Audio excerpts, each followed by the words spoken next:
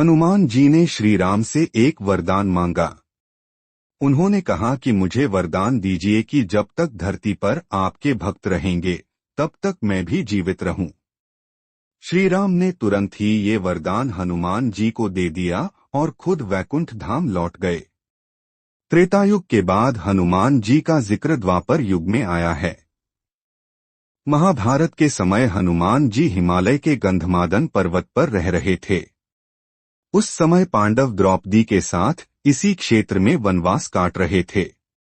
एक दिन द्रौपदी ने भीम से एक सुगंधित फूल मांगा जो कि गंधमादन पर्वत पर था।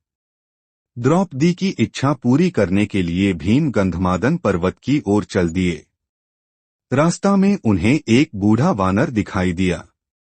भीम को अपनी ताकत पर बहुत घमंड था। घमंड भरी आवाज ने भीम ने उस वानर से कहा कि रास्ते में से अपनी पूंछ हटाओ। वह बूढ़ा वानर कोई और नहीं बल्कि हनुमान जी ही थे।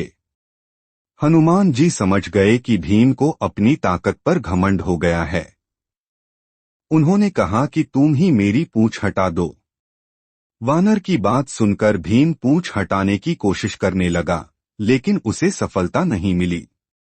बूढ़े वानर ने यानी हनुमान जी ने भीम को अपनी पूंछ में लपेटा और गिरा दिया।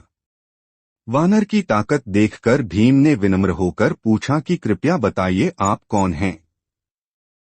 हनुमान जी अपने वास्तविक स्वरूप में आ गए। हनुमान जी को देखकर भीम ने पूछा कि आप मुझे पहले ही अपनी वास्तविकता बता देते, मेरी पिटाई क्यों की।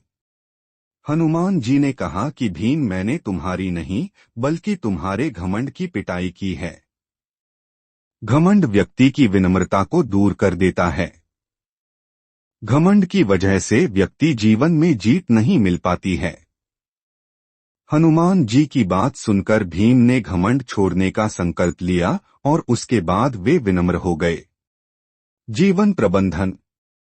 इस प्रसंग में हनुमान जी ने संदेश दिया है कि जो लोग शक्तिशाली हैं, ताकतवर हैं, उन्हें घमंड से बचना चाहिए। ताकत के साथ विनम्रता होनी चाहिए। ताकतवर व्यक्ति को दूसरों की रक्षा करनी चाहिए, उन्हें परेशान नहीं करना चाहिए।